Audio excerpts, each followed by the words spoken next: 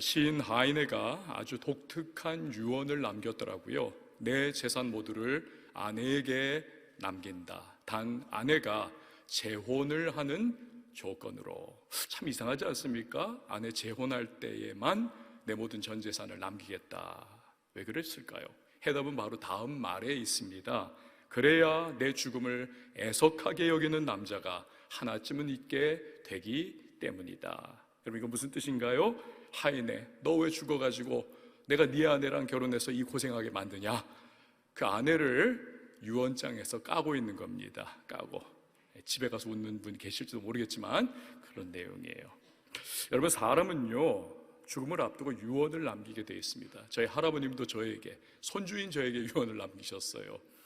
성경책에다가 이렇게 암으로 투병을 하셨는데 삐뚤삐뚤한 글로 훌륭한 목사 되거라 라고 하는 유언을 남겼습니다. 그러니까 할아버지가 저를 향해서 생각하는 것은 돈 많이 벌어라, 뭐 성공해라, 명예를 얻어라, 이런 거 아닙니다. 할아버지의 마음속에는 그 사랑하는 손자가, 제가 이래봬도 장손입니다. 저를 향해서 정말 신앙 좋겠다, 좋으면 좋겠다, 그 생각을 하신 거죠. 여러분, 그렇습니다. 신앙인의 가장 중요한 가치는 신앙인 줄 믿습니다. 신앙인은 신앙이에요.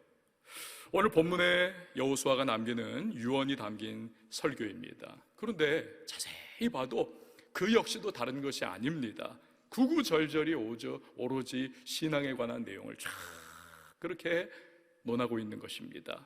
16구절이죠. 이 유언 설교에서 우리는 그의 신앙관이 무엇인가, 강조하는 것이 무엇인가, 이걸 볼 수 있습니다. 여러분과 제가 다 우리 신앙생활하는 성도들이 아닙니까? 오늘 이 본문을 통해 가지고 여호수아의 바람이 이것이구나, 여호수아를 통한 하나님의 우리를 향한 소망이 이것이구나, 우리의 신앙을 점검해보고 우리의 신앙 다시 한번 우리 차곡차곡 세워나갈 수 있는 복된 시간이 될 수 있기를 바랍니다.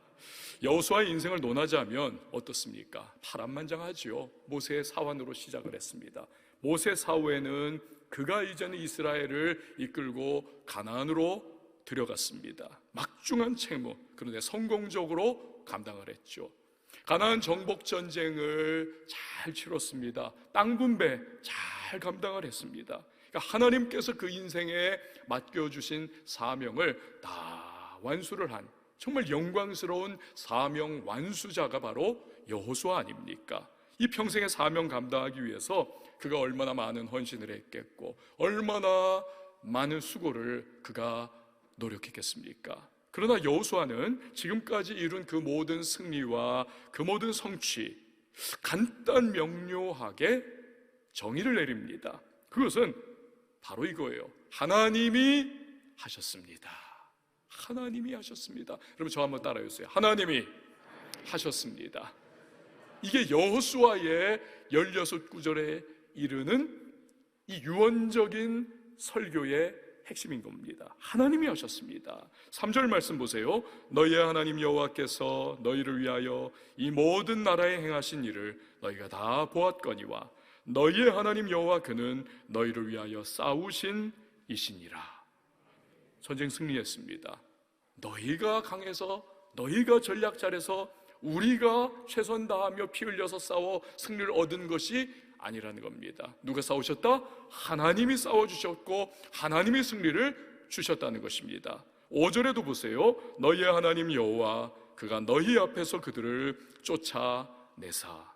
9절 말씀도 보시기 바랍니다. 이는 여호와께서 강대한 나라들을 너희의 앞에서 쫓아내셨으므로.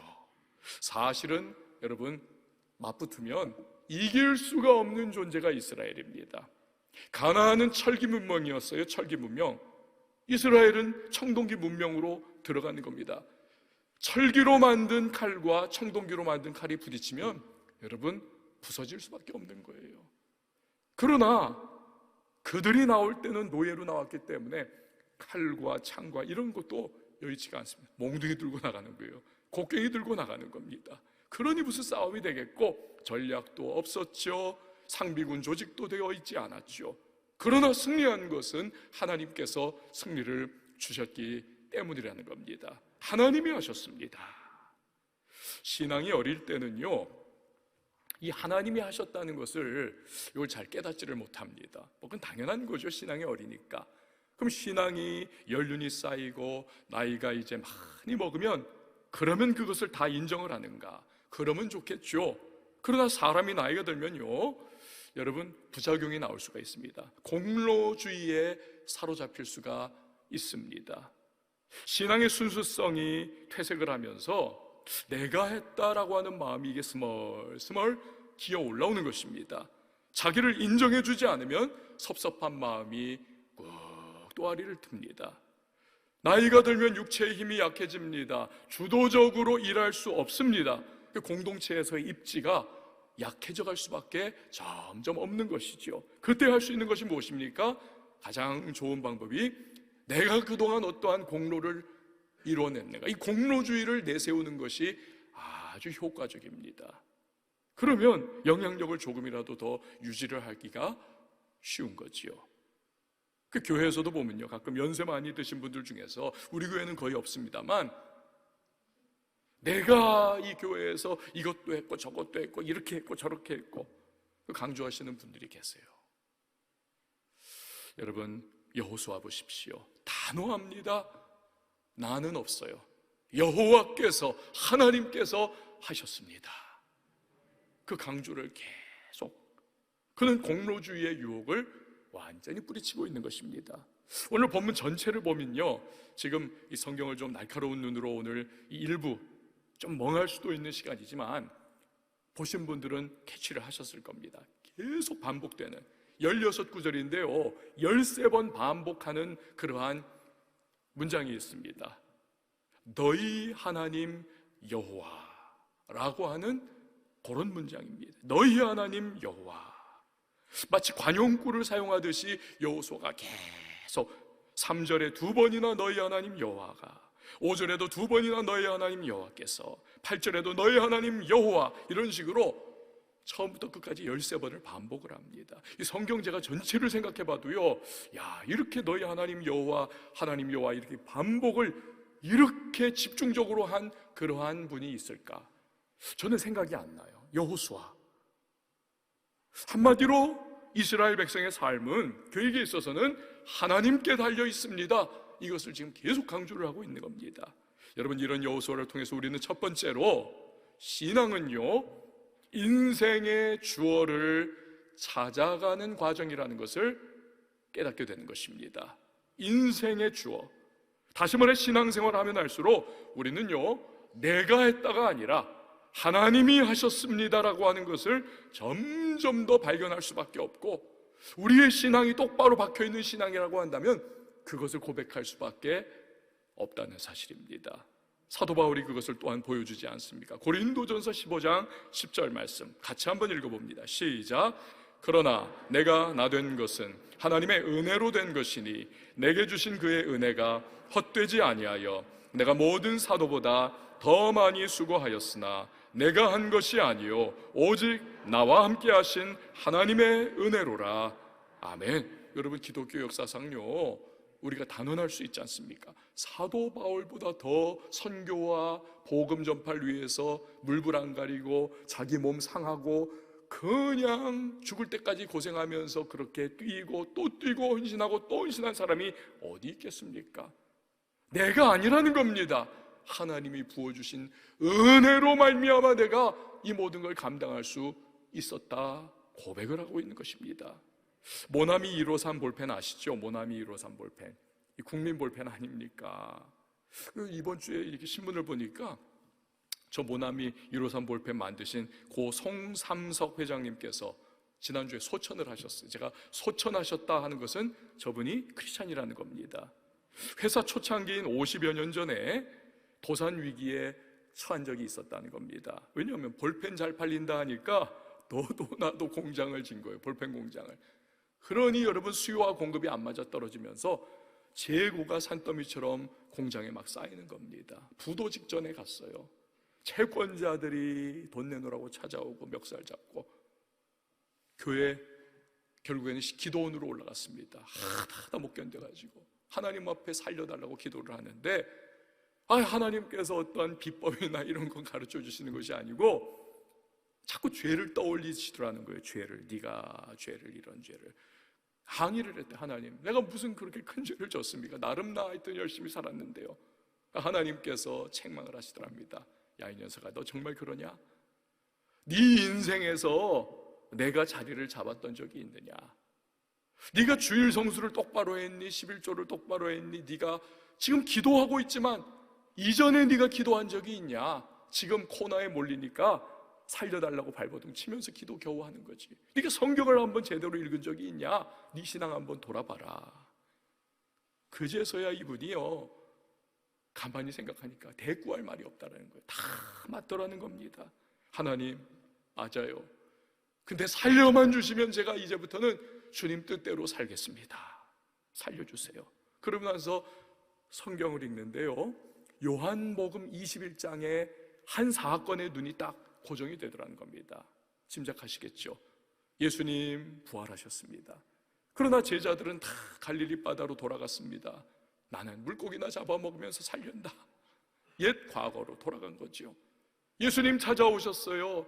배 오른편에 깊은 곳에 가서 금을 던져라. 만선의 기쁨을 가지고 그렇게 돌아오는 귀한 길, 무태 꺼내가지고 세보니까 물고기가 몇 마리입니까?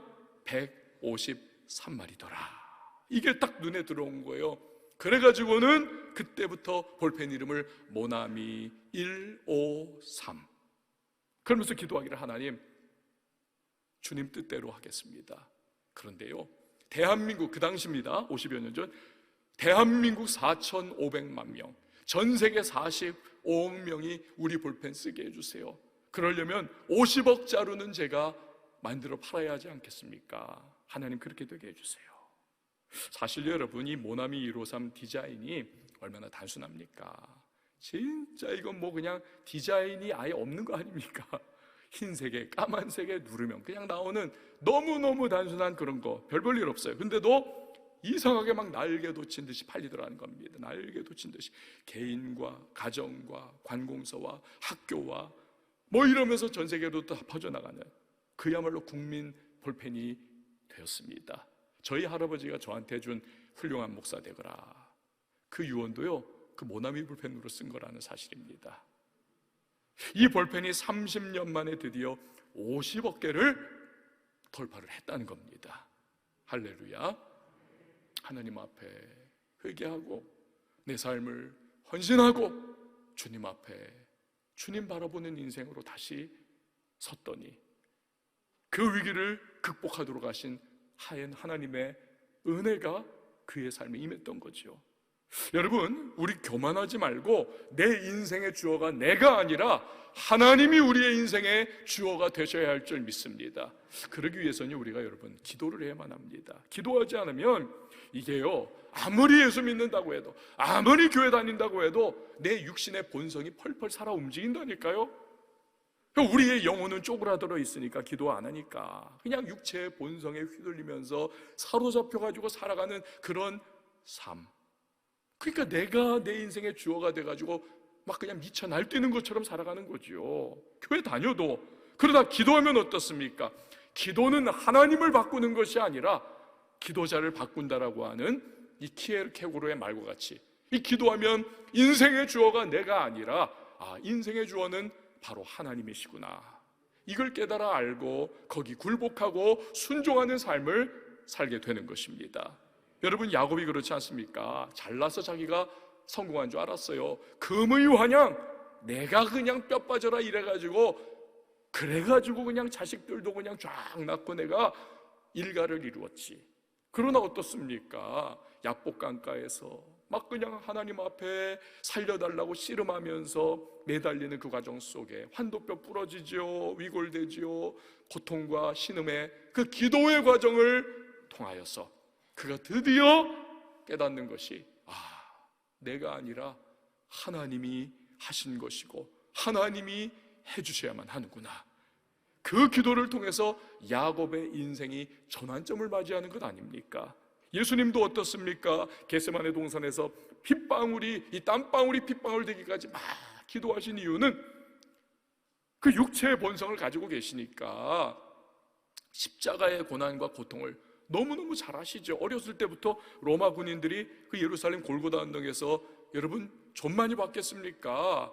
반란했던 사람들 다 그 십자가 처형했던 우리 예수님도 그걸 눈으로 목도를 하신 거예요. 어렸을 때부터 거기서 사시고 거기 왔다 갔다 하시고 또 12살 이후에는 예루살렘에 매년마다 오셨으니까, 그러니 너무 잘 아시는 십자가의 고통. 그러나 땀방울이 핏방울 되기까지 자신을 굴복시키는 기도를 하신 이후에 예수님이 여러분 뭐라고 하십니까? 마태복음 26장 39절 보면 나의 원대로 마시옵고 아버지의 원대로 하옵소서. 그러니까 주어가 나에서 하나님으로 전환이 되더라. 여러분, 내가 주어인 인생 보시면요 어떻습니까? 이게 불안합니다. 이게 초조합니다. 그래서 여러분 가끔 왜 저러나, 저 사람이 그런 일들 있지 않습니까? 너무나 당당한, 남부럽지 아니 남들이 다 추앙하는 기업의 총수요, 정치 지도자요, 이런 분들인데, 이런 분들이 이상하게도 무당이나 점쟁이한테 그냥 굽신굽신하고 질질 끌려다니는 그런 모습을 보입니다. 왜 그렇습니까? 한치 앞을 모르는 인간이 내 인생의 주어의 역할을 감당하려고 내가 나 하다 보니까 이게 불안한 겁니다. 미래를 모르잖아요. 그러니 그렇게 무당 찾아다니고 점쟁이한테 끌려다니고. 여러분, 그 불안이요 벌써 에덴 동산에서부터 시작하지 않습니까? 아담과 하와가 선악과 따먹고 나서는 그 선악과 따먹은 이유가 뭡니까? 내가 내 인생의 주권자가, 주인이, 그리고 주어가 되겠다는 거 아닙니까? 하나님같이 되리라 따먹은 거 아닙니까? 그래 놓으니까 그때부터 두려움이 엄습하고 불안이 찾아오고 숨는 거죠. 아담아, 네가 어디 있느냐? 내가 두려워서 숨었습니다. 그러니까 오늘날 여러분 들어움과 강박증과 초조와 불안과 뭐 이런 증세가 너무나도 이렇게 많은 것은 사실 들어가 보면요 바로 그겁니다. 내가 내 인생의 주어 노릇하려다 보니까 이 뜻대로 안 되거든요. 불안하거든요. 괴롭거든요. 두렵거든요. 여러분, 우리가 하나님을 내 인생의 주어로 모셔드리고 살면 담대함과 확신 가운데 살아갈 수 있습니다. 인간은 처음부터요 여러분 그렇게 창조된 존재입니다. 인간은 처음부터 그래요. 그러니까 하나님께서 이 아담과 하와를요 에덴 동산에 딱 놓으시면서 뭐라고 말씀하십니까? 다 먹어도 좋아, 선악과 하나만은 금한다. 그러니까 그 하나님의 말씀에 순종하며 사는 거죠. 하나님이 주어이신 겁니다. 우리가 하나님이 내 인생의 주어 되게 해드리면 여러분 걱정할 필요가 없습니다. 두려워할 필요가 없습니다. 떨 필요가 없는 겁니다. 왜요? 하나님이 책임져 주시고 하나님이 공급해 주시고 하나님이 인도해 주시는 줄 믿으시기를 바랍니다.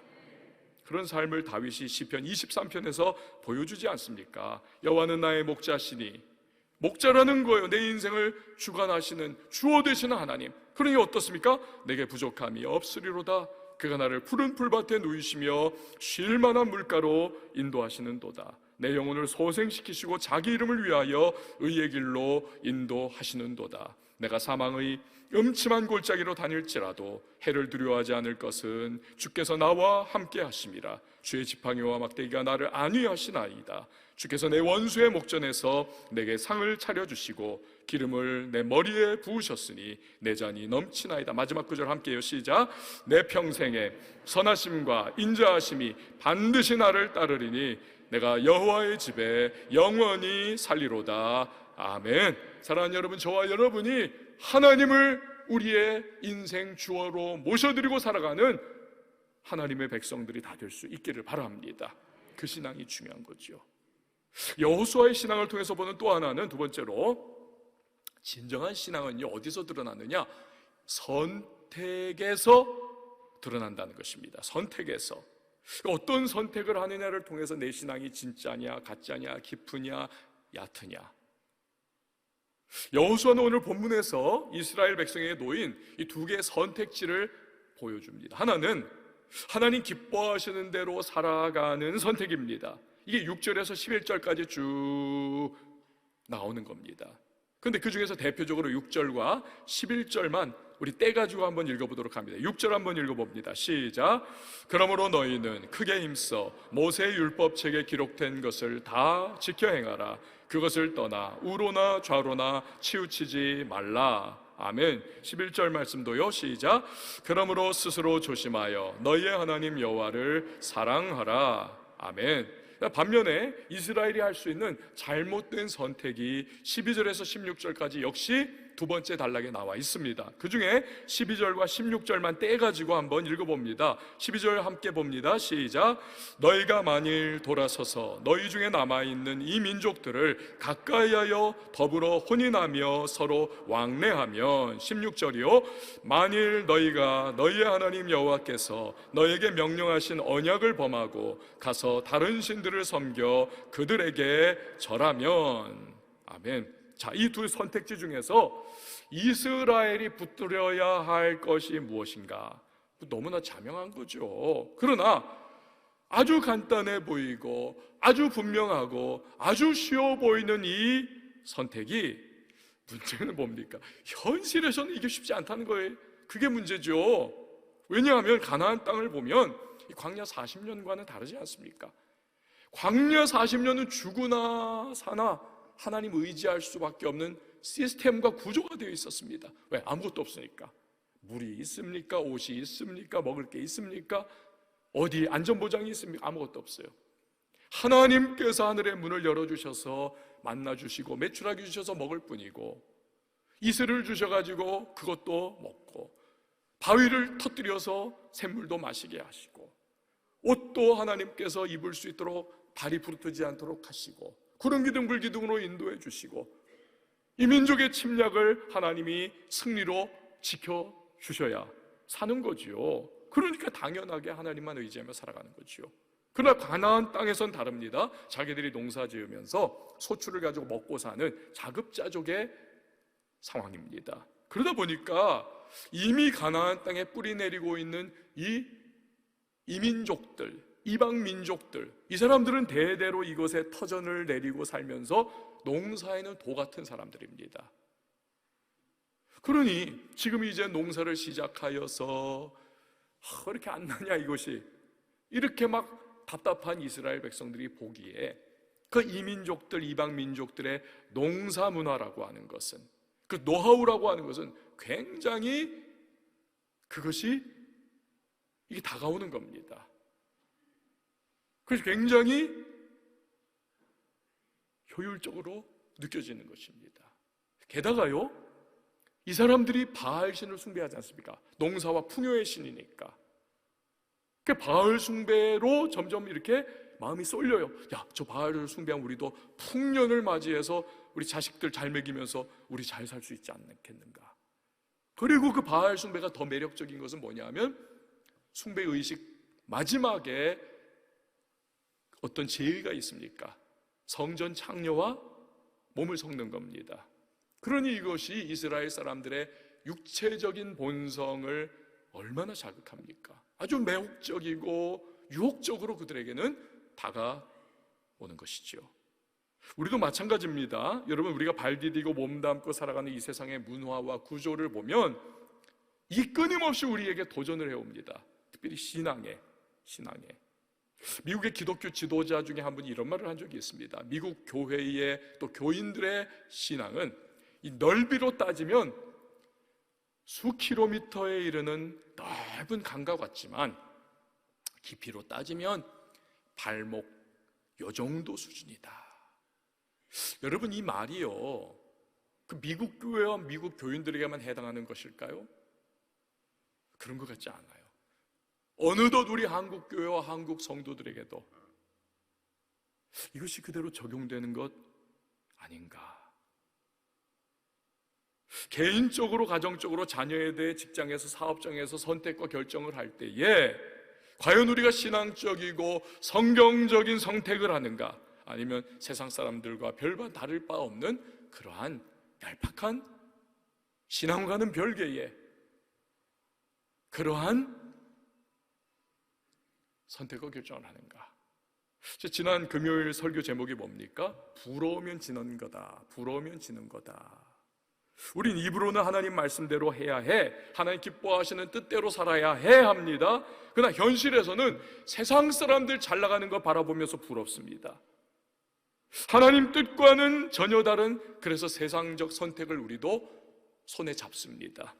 그렇게 해서 장사 좀 잘 되고 사업 좀 잘 되고 애들 좀 좋은 대학 가고 인생 좀 잘 된다고 해서 과연 잘 되는 것일까요? 그렇지 않지요. 지는 겁니다. 마귀에게 지고 세상에게 지고, 정말 우리가 정신을 바짝 차리지 않으면 이 마귀에게 세상에게 눈뜨고 코베이는 현실입니다.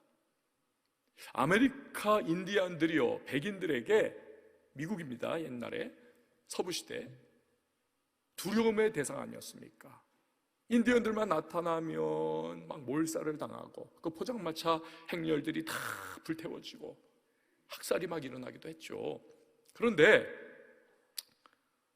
어떻게 이 미국 땅에서 인디언 세력들을 완전히 초토화하면서 아주 그냥 눌러버릴 수 있었던가? 방법이 그겁니다. 인디언들이 무기력하게 됐어요. 백인들이 두 가지의 회유 정책을 썼습니다. 하나는 인디언 보호구역을 아주 넓은 땅에다가 이렇게 잘 만들어줬습니다. 우리 싸우지 말자. 너희들 여기 들어가 살아라. 두 번째로 우리가 너희한테 충분히 먹고 살고 남을 수 있는 돈을 매달마다 지급을 하겠다. 그 인디언들이 생각을 해도 자기들도 희생이 크거든요. 싸우면서 부족이 전멸하기도 하고. 그러니까 인디언 보호구역에 들어가서 거기서 마음껏 살고, 백인들이 주는, 정부에서 주는 그 돈 생활비 매일 받아가지고 편하게 샀는데, 처음에는 좋았는데 나중에 가니까 이게요, 자기들을 망하게 하는 겁니다.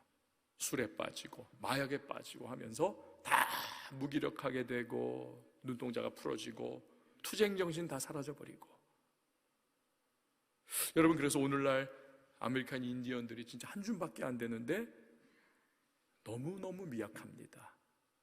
마약 중독자, 알코올 중독자 너무 많습니다. 잘못된 선택의 결과가 이렇게 무서운 거죠. 사랑하는 여러분, 믿음의 선택, 하나님이 기뻐하시는 선택을 하는 저와 여러분이 될 수 있기를 바랍니다. 쉬울까요? 당연히 안 쉽죠. 그래서 여호수아가 이스라엘 백성의 6절에서 크게 힘써야 된다, 율법을 그렇게 힘써서 지켜야 된다는 선택을 하라. 11절에도 스스로 조심하라, 스스로 조심해서 하나님 사랑하는 선택을 하라.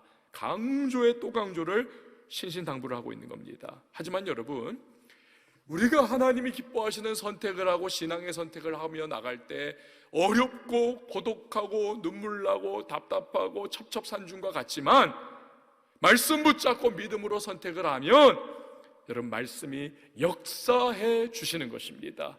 쇠빙선 아시죠? 북극과 남극의 그 얼음을 뚫고 항로를 열어주는 쇠빙선, 그 뚫어놓으면 뒤에 이제 사진에 보시듯이 배가 따라가면서 이제는 이동을 하는 겁니다. 쇠빙선이 길을 만들어요.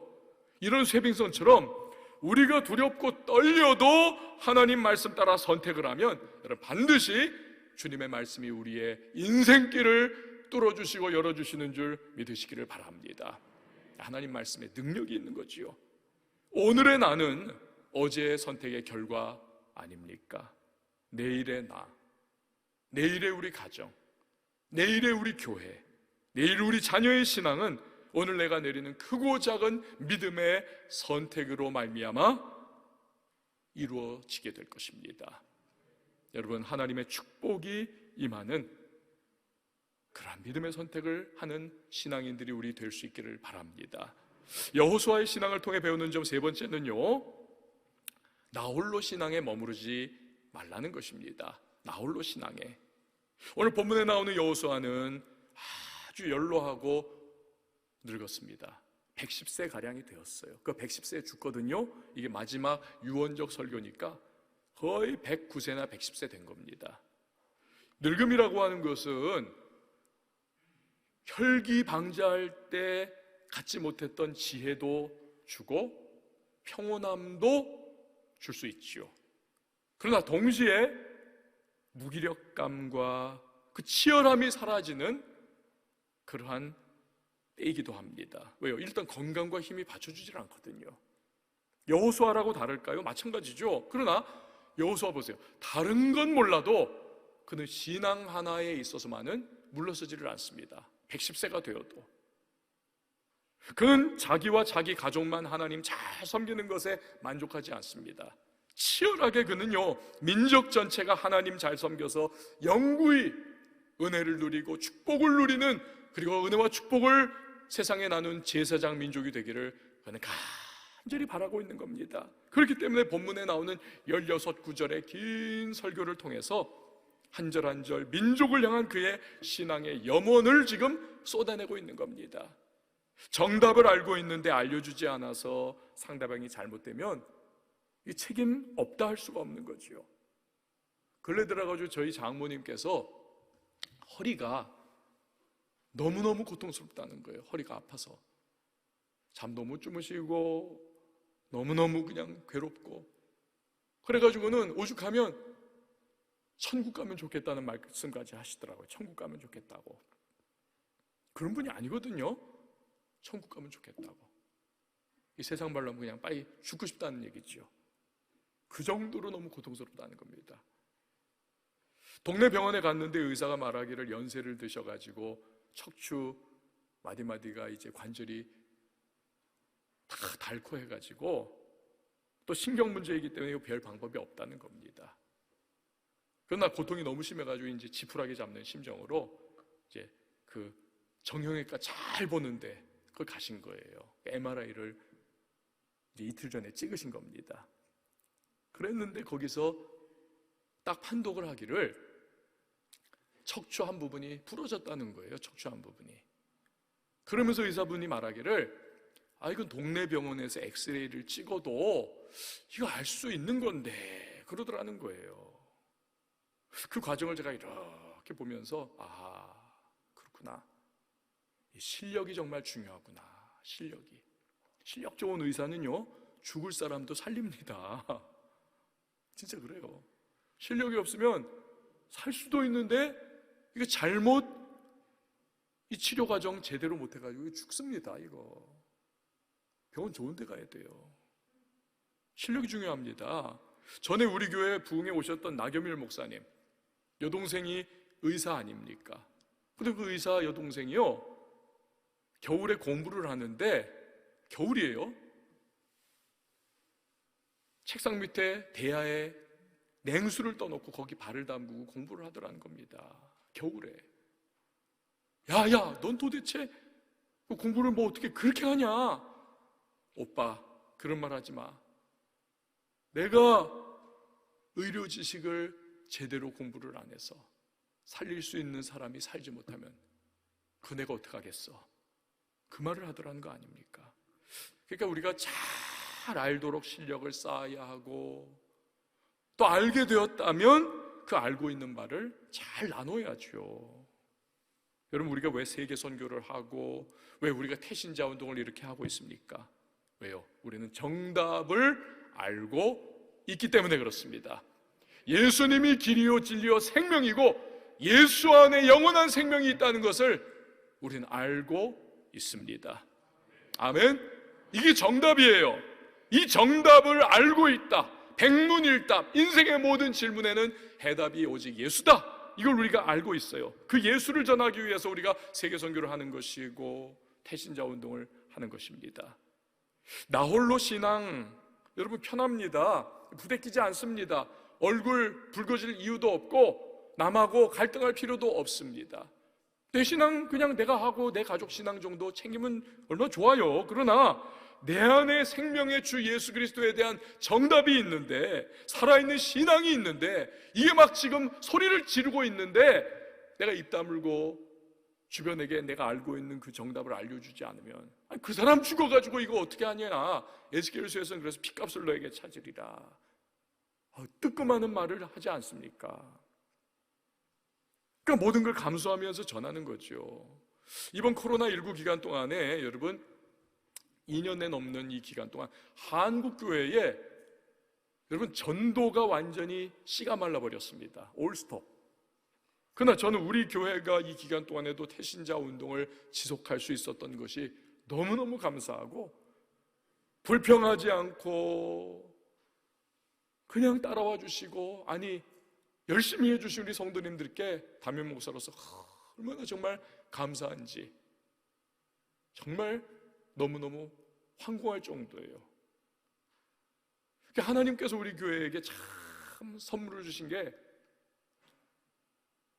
우리 교회가 이 어려운 때도 태신자 운동을 하고, 태신자 운동을 통해서 예수 영접하는 분들이 생기고, 이게 이제 주변에 알려지면서 지금 여러 교회에서 우리 교회 태신자 운동, 예전하고는 또 다르지 않습니까? 어떻게 우리가 이 어려움의 때를 돌파하면서 태신자 운동을 할 수 있을까? 우리 전략팀에서 정말 막 기도하면서 아주 신묘막측한 그런 전략들을 막 뽑아내고, 그걸 막 적용을 하고 막 하면서 이게 막 그냥 됐잖아요. 막 여러 교회들에서 우리에게 노하우 좀 알려주세요, 노하우 좀 알려주세요. 저는 이것이 정말 이 자화자찬하는 것이 아니고요, 정말 그래도 하나님 앞에서 몸부림을 치면서 전도하고 영혼 구원하기 위해서 애를 쓴 우리 성도님들, 또 우리 교회에 하나님께서 바라보시면서 영광스럽게 다른 교회들을 세우는 일에 하나님이 사용해 주시는 것 아니겠는가. 할렐루야. 우리 아파트 전도팀도 이제 다시 전도를 시작하겠다는 거예요. 그러면서 지금 기도로 준비를 하고 있습니다. 병원 선교팀도 보니까, 병원 선교팀은 병원에서 전도를 하는 거 아닙니까? 그런데 병원이 지금 들어갈 수가 없잖아요. 그러니까 이분들이 포기를 안 하고 이제 그냥 아주 루트를 바꿔가지고 그 아이들 학교 앞에서 노방전도 이렇게 나눠주면서 하겠다. 이 바로 이겁니다. 어린이 전도지. 그래서 어느 주일날 오후 예배 끝나고 나서 이렇게 주차장 가니까 막 박스를 그냥 몇십 박스를 막 내리고 계시는 거예요. 몇천 부를 이렇게 다 뽑아가지고는, 출력을 해가지고는 이걸 인쇄를 해가지고 이거 가지고 초등학교 앞에서 애들 나눠주면서 전도하겠다고 그렇게 열심을 내시는 그 모습 보면서 감동을 받았습니다. 우리 교회는 정말 소망이 있다. 이럴 때는 아멘을 하셔야 되는데 너무너무 감사합니다. 그러니까 어느 목사님이 루터나 쯔빙글리나 칼빈이나 이런 굵직굵직한 위대한 종교개혁가들의 그 종교개혁의 운동을 일으켰던 그 현장으로 가가지고 그 교회들을 방문을 했대요. 놀랬답니다. 그 의리의리한 교회들, 그 장엄한 파이프 오르겐의 연주.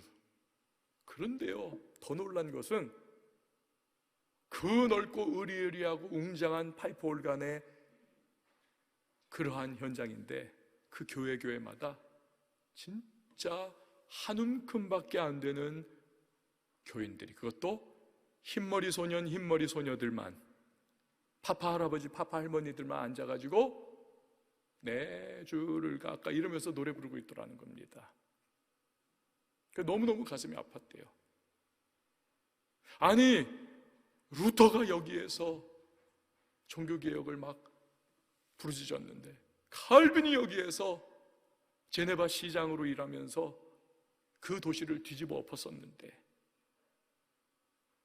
멜랑이톤과 쯔빙글리가 얀 후스가 막 그냥 화형당하면서 부관 참시까지 당하면서 여기서 종교개혁을 했는데 이게 무슨 일이랑.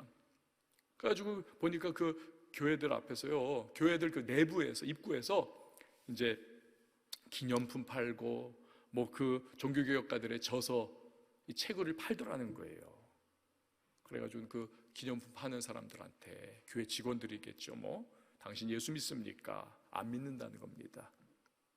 당신 성경 믿습니까? 안 믿는다는 겁니다. 아니, 루터가 라틴어 성경을 사람들이 읽을 수 있도록 독일어 성경으로 번역을 했지 않습니까?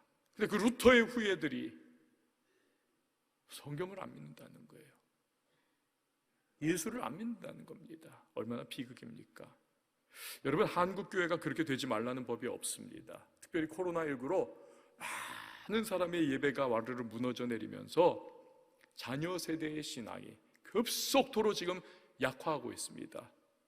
우리 교회가요, 5차원 교육, 어와나, 창교교회, 부흥, 이걸 계속해서 우리가 기도하고 애를 쓰면서 몸부림치고 있지만, 여러분, 예배 회복 없이는 이게 아무 소용이 없습니다. 아니, 자녀들이 교회를 안 나오는데, 아니, 자녀들이 예배의 현장에 나오질 않는데 무슨 5차원 교육이 되고 무슨 어와나가 되고 무슨 청년 부흥이 있겠습니까? 어불성설이죠. 따로 노는 겁니다, 이게. 그러니까 부모님들이 정말 정신을 바짝 차려야죠. 과거에 한국교회가 존경하는 목사님 중에 한 분이 우리 총신대학교에 이제 교수 생활을 하신 박윤선 목사님이십니다. 이런 일화가 있어요.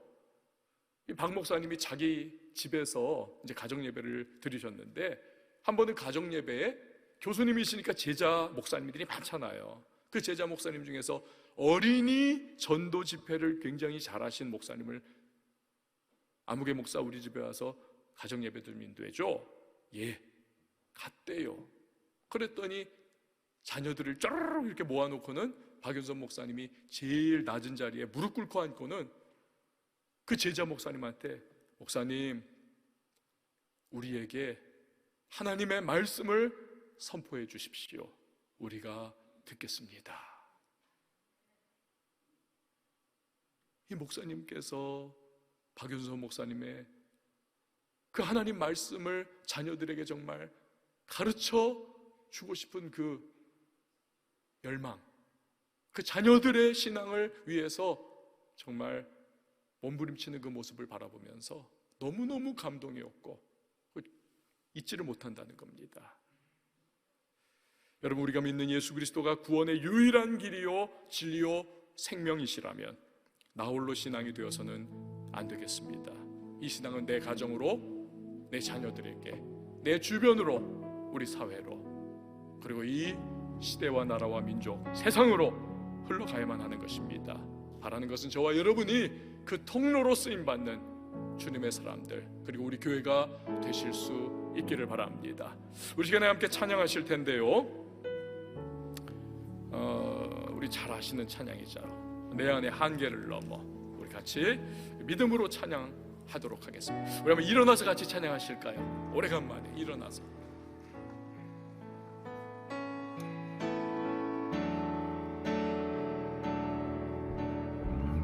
주께서 주신 모든 시간 헛된 것 없네. 그 어느 것도 주의 뜻 알기 어려워도 이유 있음을 알기 원해.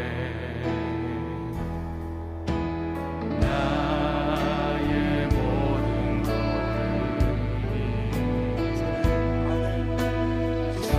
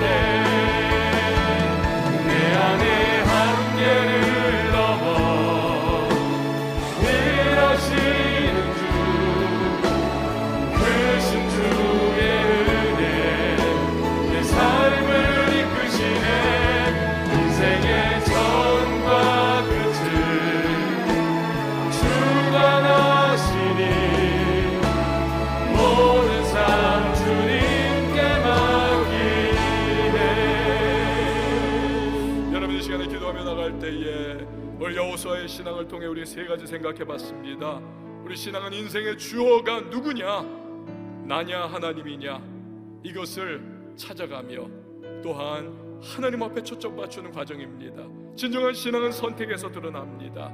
어떤 믿음의 선택을 할 것이냐, 아니면 얄팍한 세상의 것을 쫓는 그러한 선택할 것이냐.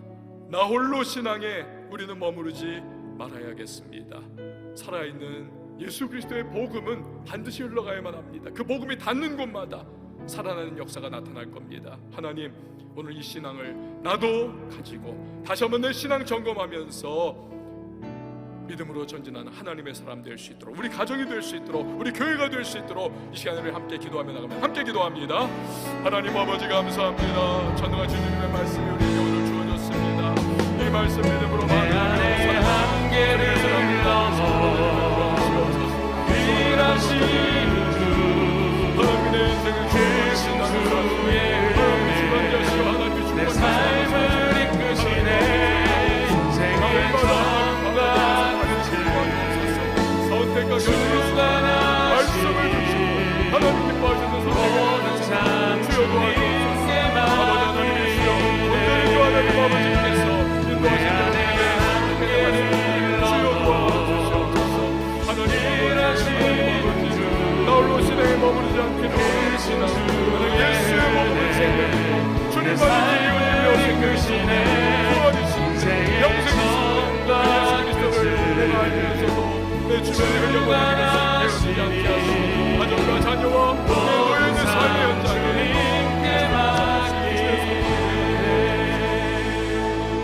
하나님 아버지, 여호수아의 신앙과 같이 우리의 신앙도 주님이 기뻐하시는 신앙 되게 하여 주시옵소서. 예수님의 이름으로 기도합니다. 아멘.